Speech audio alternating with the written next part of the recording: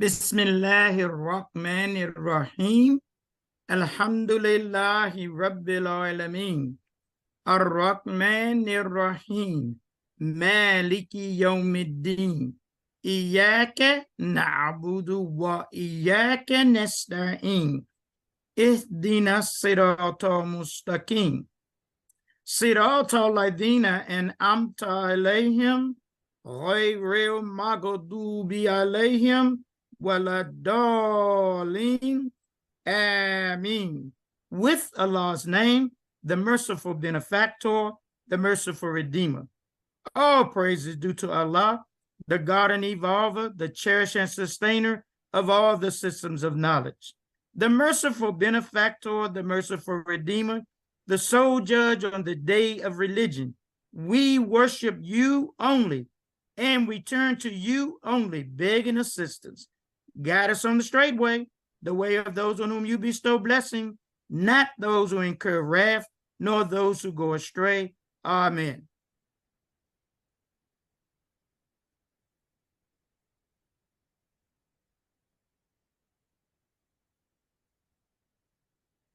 Okay.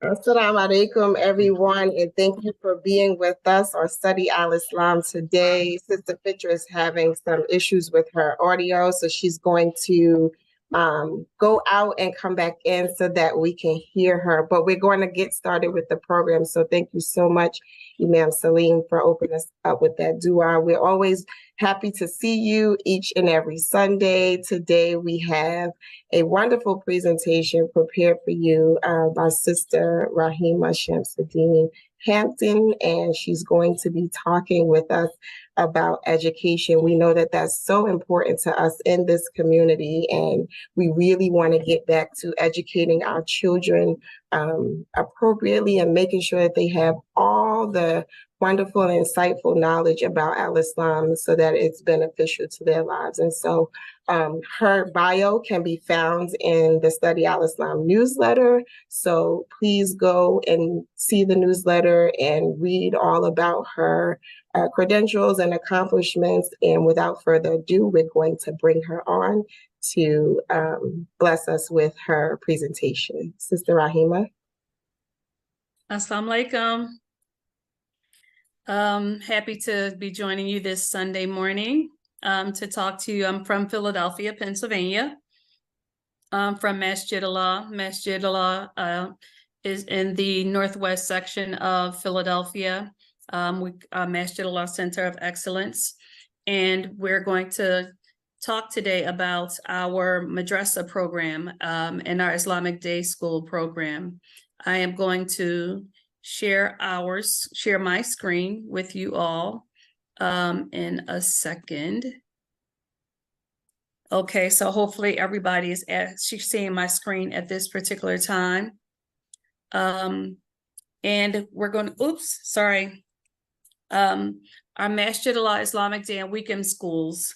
And basically, our motto is pretty much paying forward the legacy of excellence.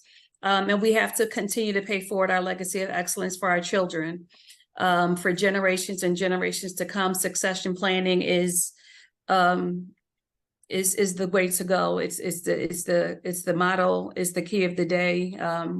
It's the way that we go. We're an organization that provides quality educational services and a learning environment that inspires each child's natural talent to succeed. Madrasa started in 1983 at Masjidullah. At the time by our Imam Muhammad Abdul Alim and his wife, Sister Baina Abdul Alim. They're both certified educators with decades of experience in the industry. At our highest at Masjidullah, we had 106 students enrolled in the weekend program. So as I say, 1983, we started. We're in our 40th year as a Madrasa program. Madrasa teaches Islamic studies, Quranic recitation, Arabic, and Islamic studies to its students. It's at the store. Madrasa operates on Sundays from 10 a.m. to 2 p.m. from October through May. Our objective has always been to have a full-time day school to serve the community. New Medina was the result of this aim. So as a result of our Madrasa program, we started our New Medina Institute, which opened in 2017 as a private Islamic day school registered with the state of Pennsylvania. New Medina is a tuition-based day school that offers a Pennsylvania state-approved and standard-based academic curriculum, as well as Arabic, Islamic studies, and Quranic recitation. Both the weekend and day school function under Masjidullah's Education Committee. Our weekend school program highlights. As you can see throughout the pictures, these are pictures of our youth. The picture where you see the young man in the Miami t-shirt, and the other young people, their front row, they're all in college now. So they're in their first years of college now, second years of college now. That back row, they're all college graduates now. So they're like 26, 27 years old. So they've graduated from our Madrasa program. But we're the longest in Philadelphia, longest continuously operating Islamic weekend school.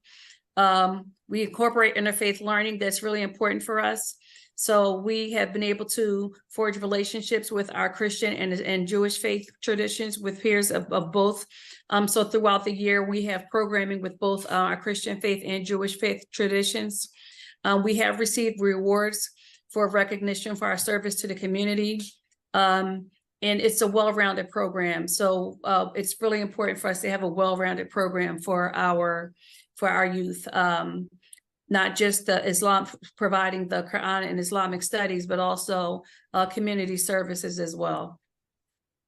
How do we get started? We got started in 1983 when a group of parents decided to begin Islamic classes for their children.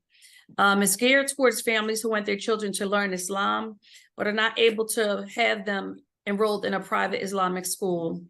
So back in 1983, we did have an Islamic school, Sister Clara Muhammad School, operating in Philadelphia, which was a tuition-based school, but not all parents are able to afford a tuition-based school. So we started the Madrasa program at Masjidullah. It charges a nominal fee every year. And our program serves children from ages 5 through 16 years old. They're grouped in certain categories, which are explorers, ages 5 and 6, discoverers, ages 7 through 9, the adventurers, ages 10 through 12, and our scholars, who are ages 13 through 16 years old. Our curriculum. Masjidullah's curriculum was initially developed by our Imam Mikhail Shabazz, who was our resident Imam for 16 years and who has a background in environmental sciences and math. And he had many years of experience in teaching. So his curriculum was designed to provide a practical experience of the basic tenets of al-Islam, utilizing the tafsir of Imam Warfdi Muhammad. In 2012, we acquired a new director, Sister Nafisa Malik, and she expanded the curriculum to include Islamic studies and to include the Arabic curriculum. So the Arabic and Islamic studies, Arabic and Quranic studies curriculum are currently in use today. So with that expansion, because we're always interested in looking at what we have and developing and doing something better with it, we included the Quranic studies, and that curriculum is currently in use today, now 11 years later. And if I am talking too fast, somebody look at me and nod their head or give me a signal. I can see you, Imam Youssef. So if I'm moving too fast, you give me a signal. You're fine, Sister Raheemah. Shukran. Our curriculum, our Arabic curriculum was designed really to give the students the basic foundation of the Quran. Not a course in this Arabic conversation, but just giving them the knowledge they need to approach the reading and recitation of the Holy Quran. The Arabic letters are classified according to their shapes and by group. Our curriculum is a 26-week program. And each week we have different letters that we introduce to our students. And all of the students are introduced to the letters. I'm not going to get into each group. For those of you that are on the phone, what's showing on the screen right now is each week from week 1 through week 26 of what Arabic letters are introduced, what vowel sounds they are, and then how we get into Sukun, Shada, Tanween, Mada, Ta, Maborta, and getting into what the letters are, letting the children know what are the zombie letters, the Tajweed basics, the sun letters, the moon letters. But it's just going through each week in terms of our Arabic curriculum, what we're going through with our students in terms of the Arabic curriculum.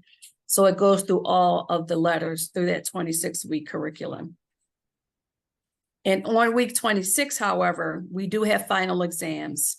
At one point in our curriculum, we would give out midterm reports to the parents so their children, their families would know how they're doing at the midterm. And so that the children can also know how they're doing. And we would have conferences.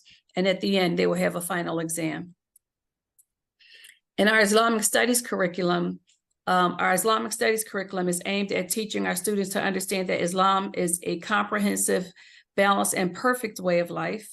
They learn Islamic beliefs, ideals, obligations, injunctions, and prohibitions, and to gain the knowledge necessary to live a God-conscious life. The breakdown of the Islamic studies curriculum is really based on age. So it allows for the information to be delivered to our students in various age-appropriate ways. And you'll be able to see that in just a minute. So at our explorers level, these are our 5 to 6 year olds. They learn our Arabic through Quran and Arabic through stories, Islamic songs, group play, and coloring activities. I wish I could at least have been prepared to play one of our songs for you. Because some of the stuff is so repetitive and they get so excited and not realizing that they've just learned so much about Islam through a song.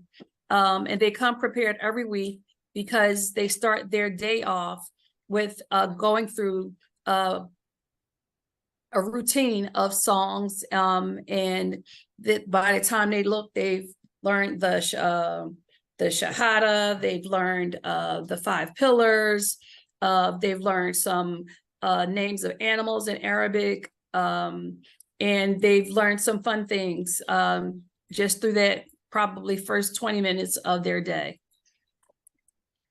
The Discoverers level group, yes, ma'am.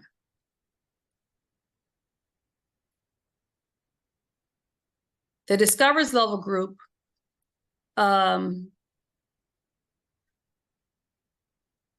studies the Quran, Arabic and Islamic studies through different mediums. They do drawing, games, Islamic songs as well, different level. They have quizzes and interactive trivia sessions, all aimed at reinforcing this group's Islamic learning. So there are 7 to 9 year old group, but they are doing it at a different level, at a higher level. Our adventurers level group, 10 to 12, they're interacting more with the Quran through writing prompts, video lessons, interactive trivia lessons, team games, and also Islamic songs. And where you can see here are some of our teachers throughout the years, some of our students getting some things done through some of their arts and crafts, some of their projects. And you see the smiles on their faces. Some of them are getting some things done. And our scholars are our teenagers, ages 13 through 16. This curriculum further dives into the Quran and Islamic studies through a mixture of hands-on activities, in-depth discussions, writing prompts, and interfaith meetings. So it's this group that does a lot of the work with the interfaith communities.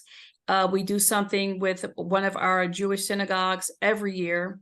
With this community, we have other schools or other faiths come to visit the masjid to have conversations with our youth. We talk back and forth about, what's similar and different between our religions. They do a community service. Our students have bagged food for the needy. We have a big program at our masjid Sadaqah program for giving out food to the community. It's pretty huge, and our children have engaged in that. And at this level, they're learning things at a higher level with the scholars in our group. And we have a graduation at the end of the year for our scholars, but not only that, but for those that are graduating up to that next level. So moving on to our Quranic studies curriculum. We have targeted surahs that we identify for each year. And in that set of surahs, we learn them both in Arabic and English. For example, for last year's Madrasa, for the last year we learned Surah Ma'un. We learned that in Arabic and English. At 1 year, it was Ayatul Kursi in Arabic and English. Each story begins with a short introduction. We then follow it with an explanation of the verses, certain words to know, and an application of the message with an overall theme of the surah, highlighted in a manner that the children can apply the message of the surah in their everyday lives. So, you know, there's a discussion about it. So we're not just saying, okay, here, let's learn this surah. Let's talk about it, and let's talk about how we can apply it in our everyday lives. And there's discussion. So when they're reciting the surah and when they're learning it, not only in Arabic, but also in English, they have an understanding of it and they talk about application of it. So it's a great reinforcement for them. Another sample of a surah that we have, this is Surah Fajr. And this breaks down week 1, week 2, week 3, what happens and which ayahs we learn in each week. So for example, to memorize ayahs 1 through 3 of Surah Fajr, I'll just say that the prep is to research the even and the odd, the 10 nights, and the symbolic meaning of dawn. So that's the prep work for the class. The class discussion then becomes, what are the 10 nights mentioned in these ayat? What are the even and the odd? And why do you think Allah subhanahu wa ta'ala is swearing by the dawn? What does the dawn represent? So those are some questions that we get the children to start to think about, you know, what this means, and have a discussion about that. And that goes on for the next set of ayat in that surah and the next set of ayat in the surah. So there's always some prep work. There's always a class discussion. And then we get into learning about the surah, learning the surah in Arabic and in English. Our structure of Madrasa. The structure of Madrasa, we basically derive our budget from program fees, donations, fundraising, and support from Masjidullah. We basically run our program on a volunteer basis. Our teachers are all volunteers. Our admin staff are all volunteers. And we charge a nominal fee for our program. We only charge $65 per child for the entire Madrasa school year. And if you heard me earlier, I said that our school year runs from October through May. Every weekend, we do have some days where we have off. We do have like a spring break. We have a winter break. And when I say spring break and winter break, that means we have that particular Sunday off. But we only charge $65 per year for the Madrasa school. And we don't want to, it's more important for us that parents, our children learn Islam. It's more important that they are able to come to have the social relationships with other Muslim children. It's important that they are able to have the fellowship. It's important that they are able to learn the surahs, to learn the Quran and the Sunnah and the Arabic and Quranic recitation. That's important. We have been criticized for not charging enough for our program, but that's not what it's about for us, because we even still have some families that can't afford that. because sometimes they may have 4 or 5 children that want to be a part of the program. And yes, we do a payment plan with that family, and or we don't harp on it. We don't chase after them, because it's really about the education and the Sadaqah Jariyah, for giving them the education and providing the Arabic and Islamic education to the children that will otherwise not be able to receive the education in the way that we're able to provide it. Mom and dad can probably do it, but we're doing it in a community-based way, and where they're able to receive fellowship. I remember at one point, my children went to Madrasa all their lives up until they graduated. They're now, my son is 24 and one is 18 in college. One's graduated from college. And, you know, at one point I remember going to different places and they disappeared on me. Well, they were disappearing on me because they were going to be with their children, with their friends that they had in Madrasa. And that was a beautiful thing. It's a beautiful thing. So we do charge, but we can't harp on that. So what's on the screen for those of you that are on the telephone is a sample of what our budget looks like. So basically, what it's showing is that about $4,500 comes from Sadaqah. Foundation contributions are about $1,850. We receive an activity grant from the city of Philadelphia in the amount of $1,250. We have program services, fees, and registration. That's from the fees that we get from the parents, in about $3,775. We have book fees at about $600. Other registration, $3,175. We do fundraising, and we were having an annual banquet at one point, which we raised $6,500. Field trips, we would do $1,400, but we would do an end of the year trip for $2,250. This is a sample budget. We would do lunches for $1,800, where we would provide the lunch. And sponsorships of $1,000, health partner plans. So our total revenue would be about $24,325. So, and that's where it came from. So if you can look at that, we got more of our money from outside rather than from our families.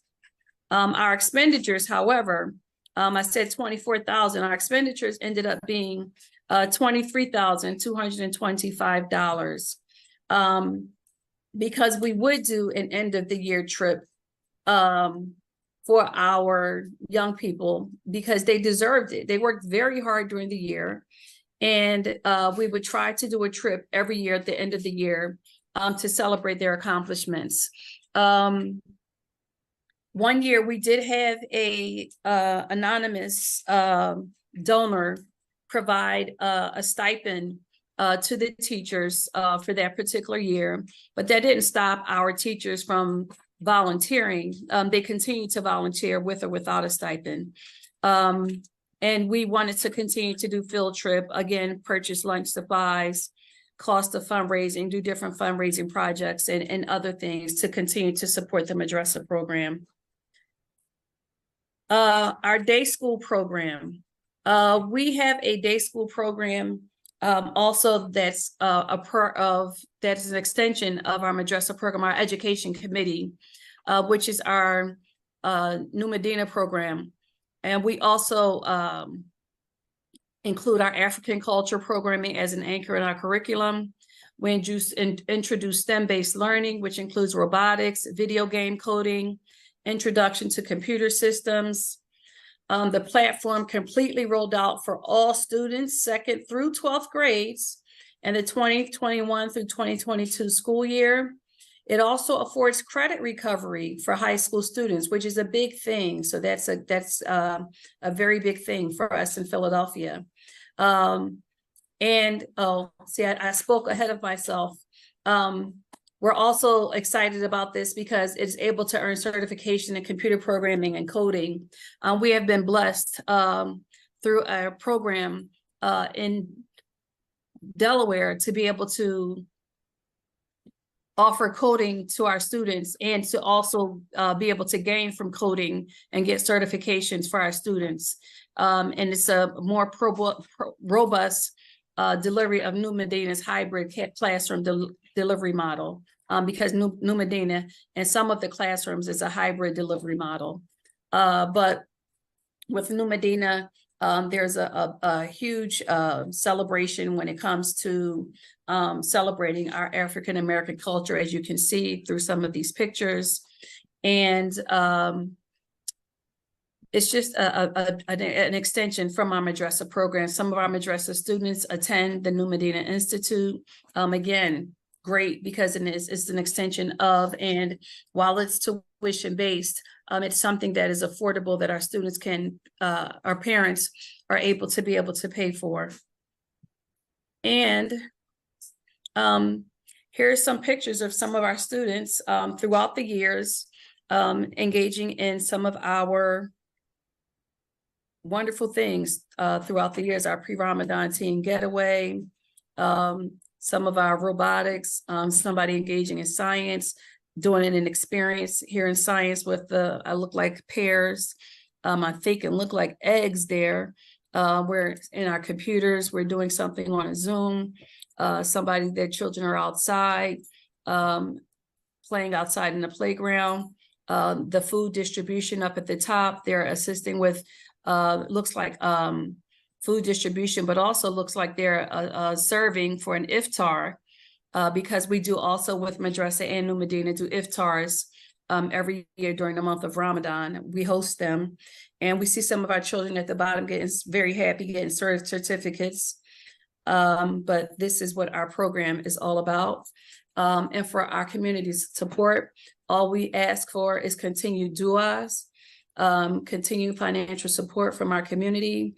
And we're always, always, always looking for volunteers for our program, so that we can continue to enhance our program and support our youth, because it's what is needed, is what is necessary.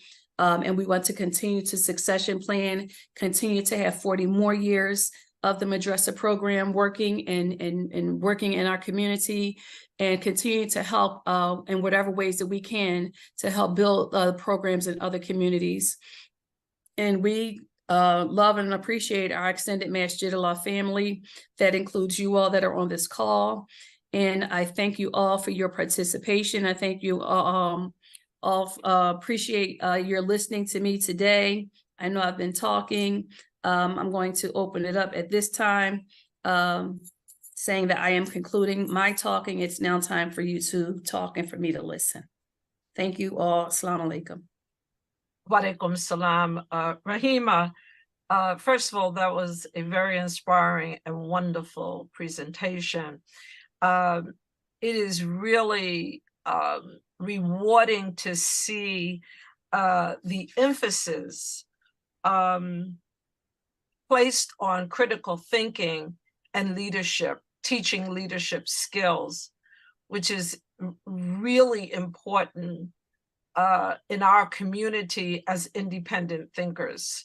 And so hearing you say and describe the curriculum and the emphasis placed on requiring the students to be able to provide explanation of these surahs and ayats that they are reading in order to apply it in their life is really important. But also I know the history of Philadelphia, being from Newark, how aggressive and in the forefront Philly has always been in furthering Islam in America and having an influence here. So I'm not surprised by the kind of work that you all are doing. So there is a question from one of the attendees want to know, is there a family rate, and is there plans to have a full-time school? So we do have a family rate. The first child is $65, and the next child, I believe, is $60, and then we go down from there. Depending on the number of children in the family, we do have a family rate. New Medina the New Medina Institute, which I didn't talk a lot about. I focused on Madrasa, our full-time day school that started, I want to say we're in our 5th year now with New Medina. What we started off with K through 5 is our full-time day school. We started off with K through 5. That's a tuition-based school. It's now K through 12. No, I'm sorry, it's 2nd through 12th grade, I believe. And that tuition is about $5,200 for the entire school year. We're now at, we're K through 12, I'm sorry. We're now at about 53 students in the New Medina school. We're growing, so we're in a process of growing because if anybody knows Philadelphia, our school, we haven't had a large Islamic school in Philadelphia for many years. We're in a process of changing that. We do have a daycare that is connected to Masjidullah called Mecca, and with that, they send their children from Mecca. We are feeder to New Medina Institute. Some of those children also come to the Madrasa program. So with that, we're also at Masjidullah as a whole. I have to talk about Masjidullah as a whole as part of our strategic plan. Our goal is to grow. So as part of that growth, we would like to offer and pay people to do things more full-time at Masjidullah. So in order to pay them full-time at Masjidullah, we need to enact our strategic plan at 5 years, at 10 years. We're in the process of doing some things now to be able to realize that strategic plan and realize our vision. So that is the goal, to get to that place. So let me ask you a question, and then we're going to, I see there are some hands up. Is there in your strategic planning the plans to take boarders as they did, as they are doing and have done for years and years in Atlanta, which has helped to grow their school? Is any conversation around that? We haven't started having conversation around that just yet. We've been focused on growing and trying to, because Philadelphia is in, if anybody is close to Philadelphia, Philadelphia is in a really bad place right now in terms of the violence and a lot of things that's going on. So we're really trying to get as many of our young people into our New Medina school, trying to get them off the streets, trying to develop programming for them in our community. We have a computer center that we recently opened. We are trying to do a lot of things in terms of our workforce development, a lot of things within Masjidullah to be able to help people within the community, not just through the Madrasa program, New Medina, but through the community in general. So we're focused on that as our first priority, and then we can expand from there. And we make dua for Philadelphia, because you guys, I mean, I thought DC is in a bad place as well. Our crime rate is off the hook, but Philadelphia is really, there's a lot of Muslims dying in Philadelphia in the street. And, you know, of course we don't, you know, and we make dua for the Philadelphia community, and especially the families who are losing their children to crime. Let's take a question from Yaqub. Please make it brief. Brother Yaqub, take yourself off of mute. Ask your question. Can you hear me? Yes. Why did the Philadelphia schools stop operating full time? And why has not the school been able to restart? Actually, what's going on with the larger school in Philadelphia is that they're in the process of actually rebuilding and restarting. I can't speak to all of the logistics around that, but what I can tell you is that I am an alumni from that particular school. And I am looking forward to the reopening of that school because I went there. So I'm looking forward to the reopening, but they're in a process of reopening and doing what needs to be done to reopen the school. And Raheemah, you need to know that's the spirit around in our national community, that the schools have closed and now there's a resurgence of energy to reopen schools, and by Allah's permission, we're going to achieve that. How many students do you have in the program? That's another question. In the New Medina is in the Madrasa program, right? Well, at last year's Madrasa program, we had about 25 to 30 students in the Madrasa program last year.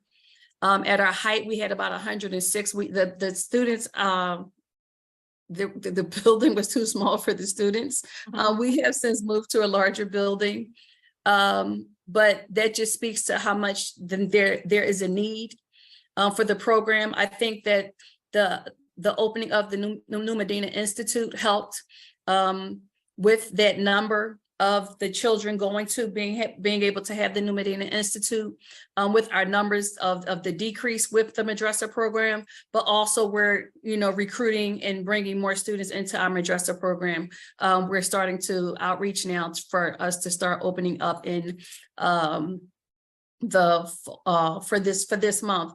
There was a question in the chat. Somebody wanted to know about our teachers. All of our teachers for the New Medina Institute, as well as the Madrasa program, have degrees.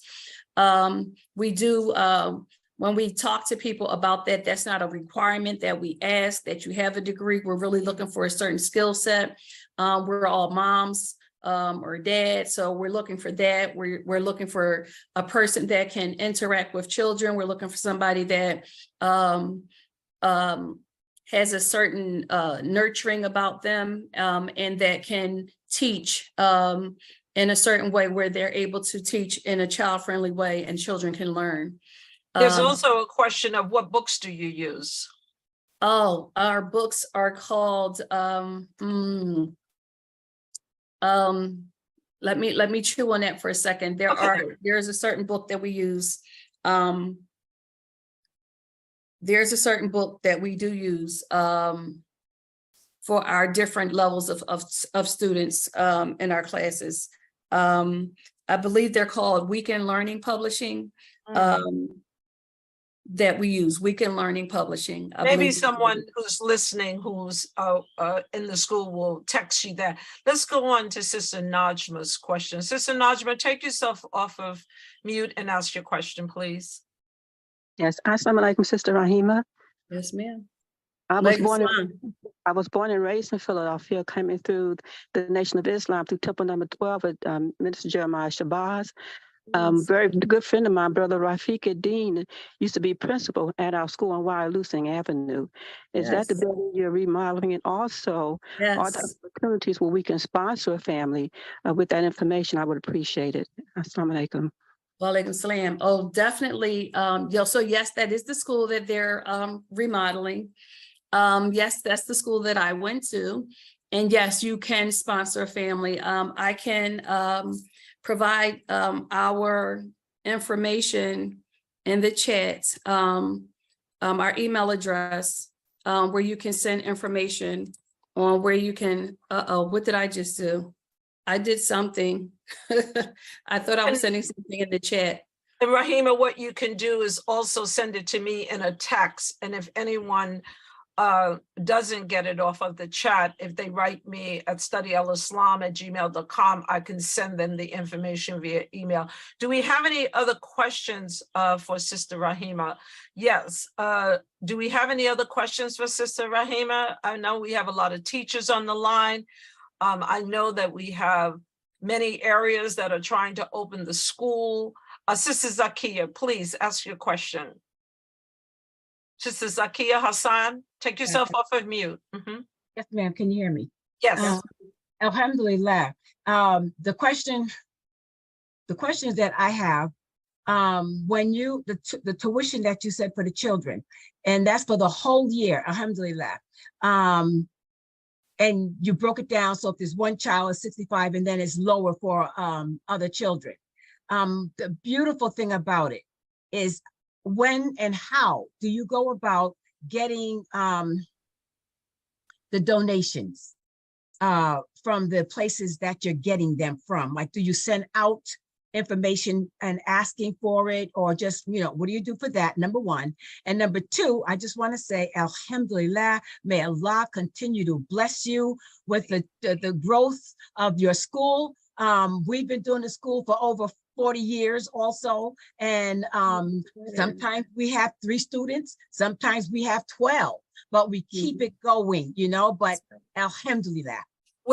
Sister Zakia, just tell us where you're from. Abdul-Majid, the Abdul-Majid Kareem Hassan Islamic Center, Hamden, Connecticut. Okay, then, thank you. So Raheemah, can you answer her question, please?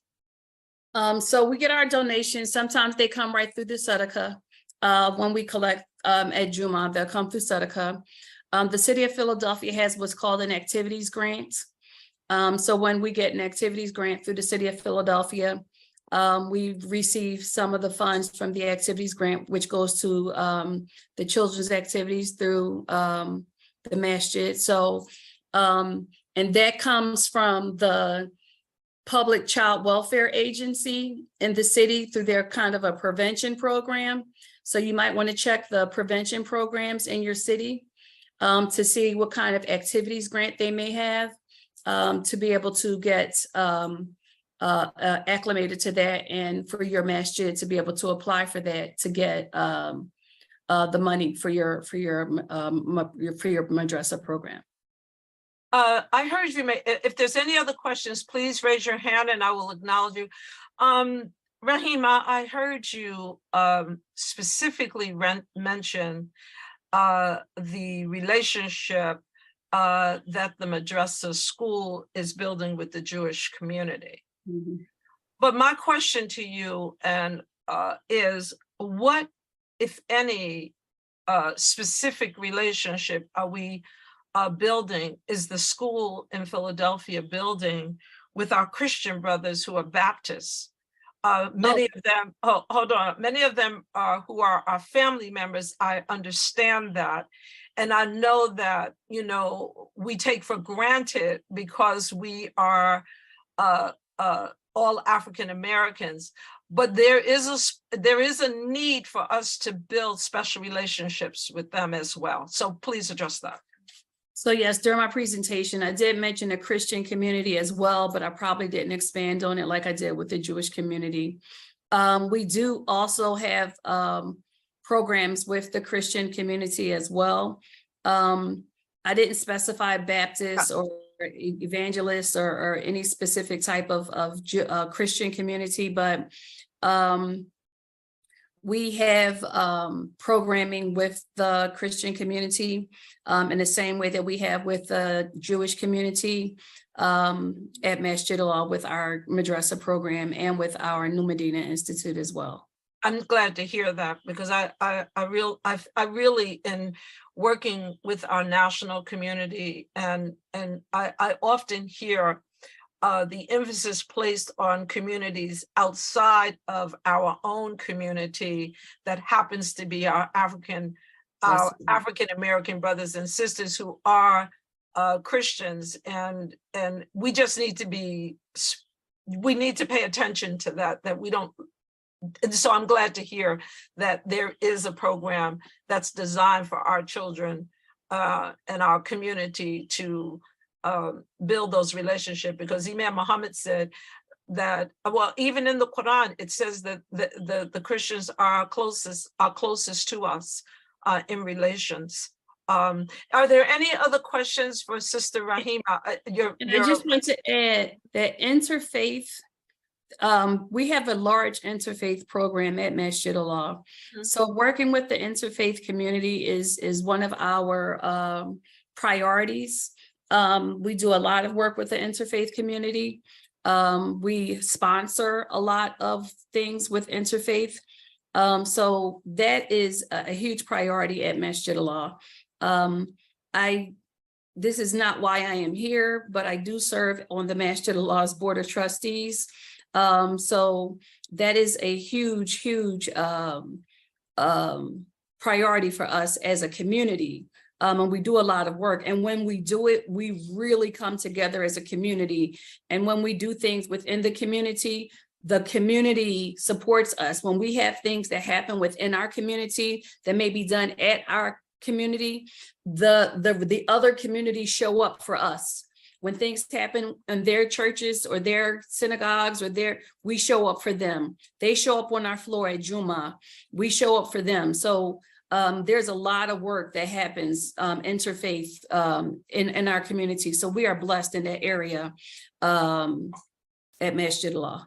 And it's the same here in Washington, D.C. We have quite a bit of activity and relationships widespread in the interfaith community.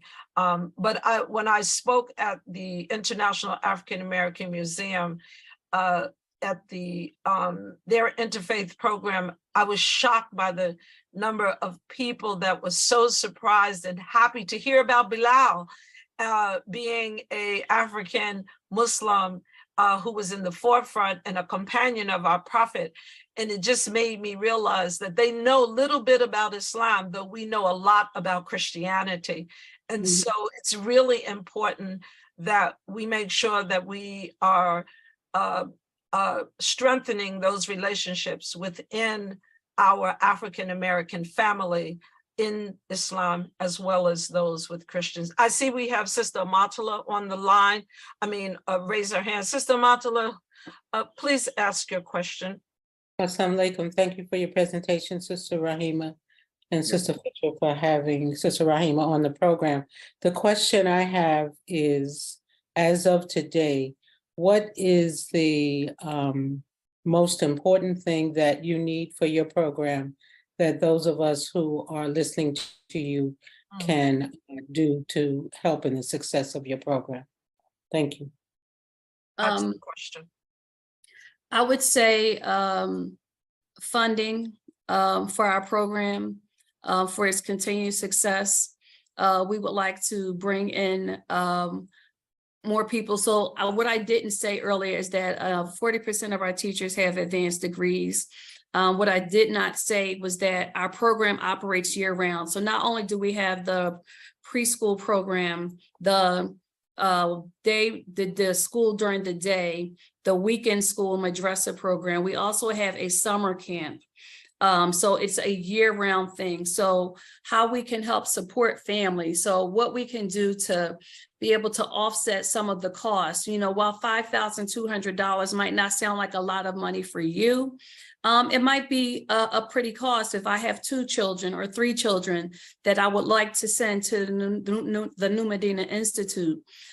So if we can start a scholarship program for the New Medina Institute, or a scholarship program like the sister was talking earlier about sponsoring a child for the Madrasa program, how we can sponsor a child to attend the New Medina Institute, sponsor a child to the Madrasa program, sponsor a child for the day camp, to attend a day camp. I think those would be huge things for us. Us as volunteers, we would love, it would be nice if the volunteers could get paid. I think for us, being where we are in our faith as Muslims, we're working on a larger plan with the masjid to do that. Right now, the blessings, the sadaqah, the barakahs that we're getting from Allah is enough for us right now. But the more that we can do for our children, for our youth right now, would be really helpful. So if you can say that I specifically want to sponsor a child to attend school, and this is the amount of scholarship money I want to give to a child,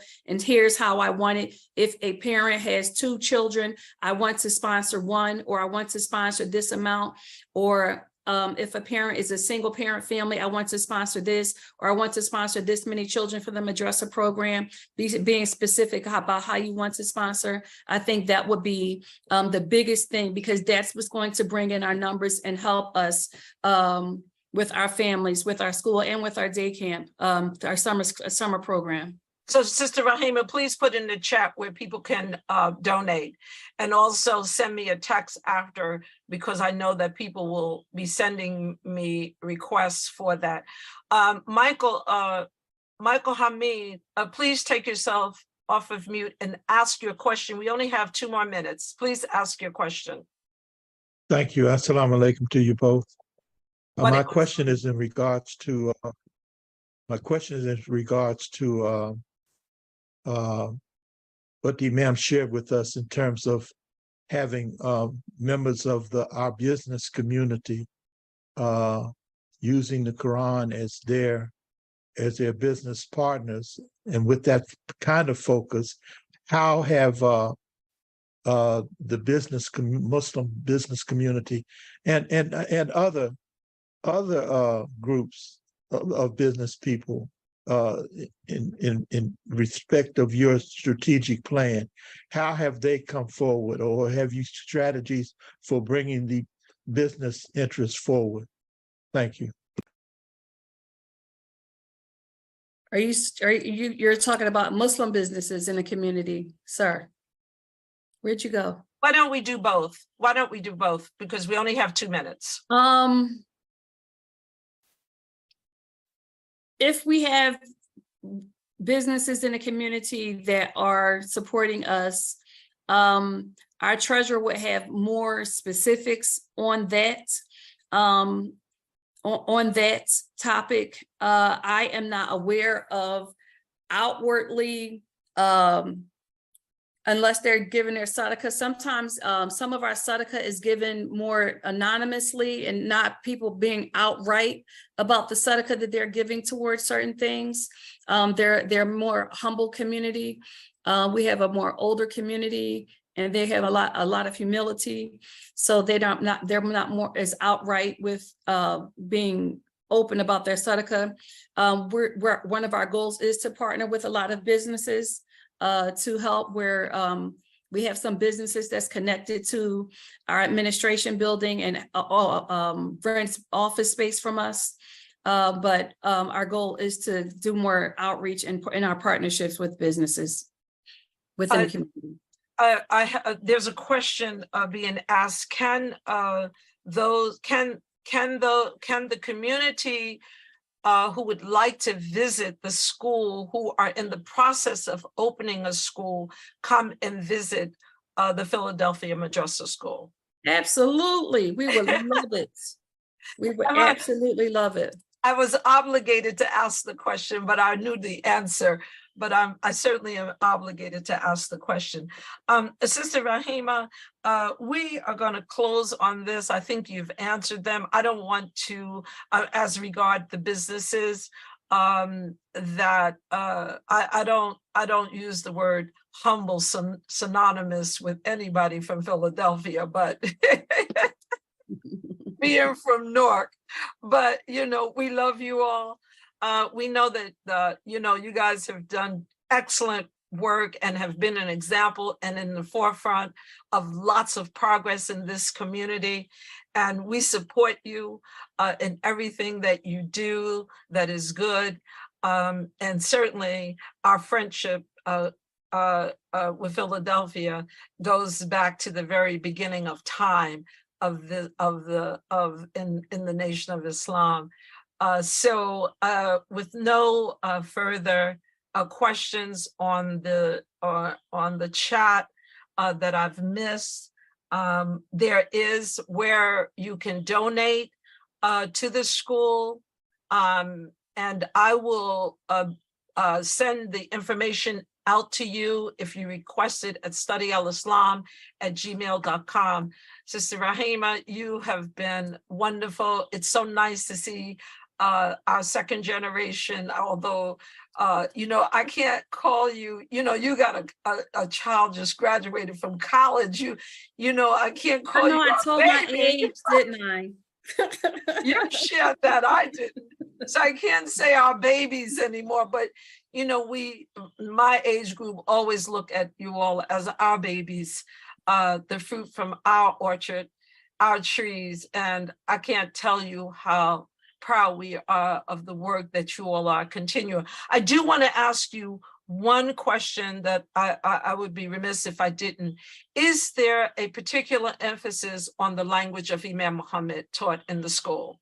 Absolutely. So I know I was talking a little fast. That's why I told you all to slow me down. So Imam Mikhail Shabazz is the one who started our curriculum, and the curriculum was based off the tafsir of Imam Warfdi Muhammad. We are a masjid based off of the language of Imam Warfdi Muhammad, and the curriculum that we teach to our students is based off the tafsir of Imam Warfdi Muhammad. Yes, ma'am. I wouldn't expect anything different, especially with him once living in your community, and love and often talked about Philadelphia as a place that he loved. So we make dua for you and the continued success of the Madrasa, the Philadelphia community, the great work that Masjidullah is doing. And we look forward to you coming back and sharing the progress of the school and letting us know how we can help in order to continue the growth and development of the work that you all are doing in Philadelphia. And thank you so much, Raheemah. Continue to put information in the chat. I'm going to ask Councilman Kaleem Shabazz to come on and make a brief announcement, and we hope that the Philadelphia area will support the work that's going on in Atlantic City. Councilman, are you with us? Councilman Kaleem, can you take yourself off of mute? I'm looking for him in the queue so that I can get him off of mute. Oh, I see him. I see him. Mm-hmm. Councilman Kaleem? Yes. Assalamu alaikum. Walaikum assalam, Sister Fitrah, and to all the believers.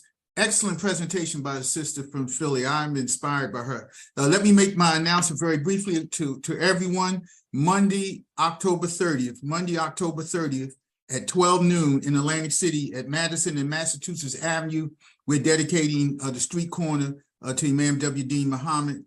Everyone is invited, 12 noon, Monday, October 30th, 2023. And then we're going to serve lunch at Masjid Muhammad in Atlantic City, 300 North Albany Avenue. Everyone in the area is invited. Monday, October 30th, 12 noon. And we all know Monday, October 30th is the Imam's birthday. Thank you so much, Sister. Councilman, before you leave us, is there a number you can share that people can call for more information? Because we do have, just in case they want to call and ask you any specific questions. Is there a number they can reach? They can call me, 609-385-3419, 609-385-3419, or they can text me. But again, it's going to be 12 noon, Monday, October 30th in Atlantic City, Madison and Massachusetts Avenue, which was right up the street from Temple number 10 in the Nation of Islam. That's the significance of that corner. And we're going to have the mayor there, the council president there, and numerous other officials and community members. Thank you. Lunch is served, lunch is free. Thank you, and congratulations to the Atlantic City community for the work that they're doing as well. We're spreading the good news that's happening in our National Association of Imam Warith Muhammad. May he be in the highest place in paradise. Before we close, I just want to say that next week, we are going to have a discussion that we have not had on Study al-Islam before. And that is a topic on identifying the red flags of mental illness and age-appropriate advice. And this is coming from a sister, our dear Zakia Sharif Givens, who is a master licensed social worker. Now, I know this is a very sensitive topic, you know, where our children are concerned. But if our children are acting out, if they are calling out for help, and whether, you know, and we just don't understand how to help them, this is a program that you want to attend, especially those who are leading schools. You want to know the red flags of mental illness and some advice on some age-appropriate advice. So we hope that you will join us, spread the news about the good news in our community that we are highlighting here on Study Al-Islam. And with that, I'm going to say, I am your friend and sister, Fitrah Muhammad, and I'm going to ask Imam Salim to be reminded that we want to make a special dua for our dear sister Donna, who is going through some very challenging times right now, though I know many of us are faced with challenging times. So this dua is for all of us.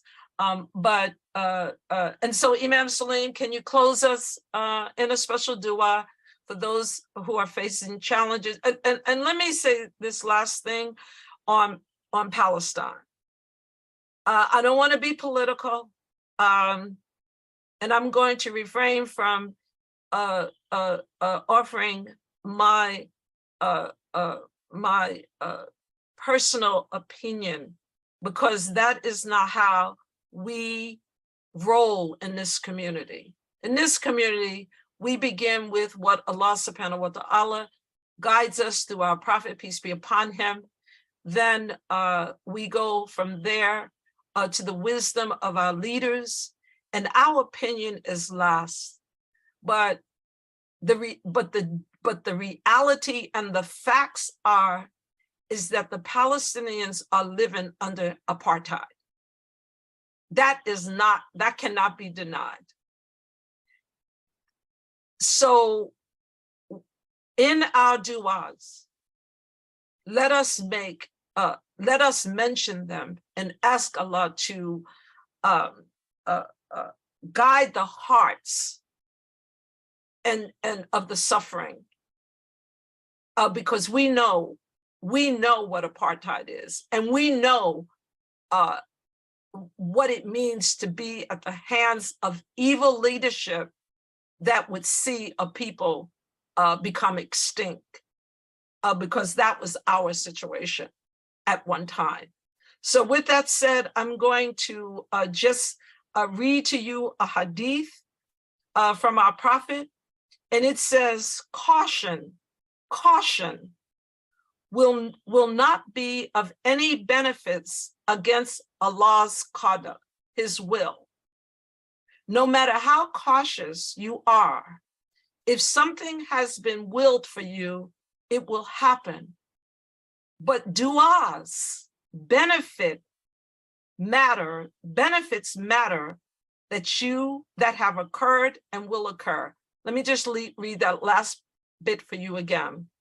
But du'as, benefits, matters that have occurred and will occur. So there is strength in du'as. So let us close with a du'a, Brother Imam, and I appreciate that. Brother Imam Salim, take yourself off of mute. Oh, we can't hear you. All right, I can be heard now? Yes, Brother Imam, please continue. All right, we begin. I'm sure many of you remember this from the Quran. Truly, my prayer and my service of sacrifice, my life and my death are all for Allah, the God and Evolver, the cherisher and sustainer of all the systems of knowledge, the creator of the world. This am I commanded, and I am the first who bow to his will. Oh Allah, we beg you to forgive us, have mercy on us, that we will always follow your will, that our will match yours. Glory to Allah for creating everything that lives on earth and for giving us our humanity. Blessed is he in whose power is sovereignty, for he is able to do all things. He has created life. He has created death, that he may try us to determine which of us is best in conduct. He is the mighty. He is the forgiving. Allah, that is, determines the length of our mortal lives, and no one dies except by his leave. Allah, that is God, provides the rewards of this world and the hereafter for the thankful. Praise be to Allah for spreading the earth before us as a place to live and to serve him and to earn a livelihood for our comfort and to dignify our mortal lives after death. In death, the earth receives its treasures, the physical elements from which we were created. From the earth we were taken, and to the earth we will return. And the soul moves on into another existence. Some say hereafter the heaven. The Quran says every soul shall have a taste of death. Ameen. Ameen. Thank you. Until next week, be safe. Assalamu alaikum. Wa alaikum assalam.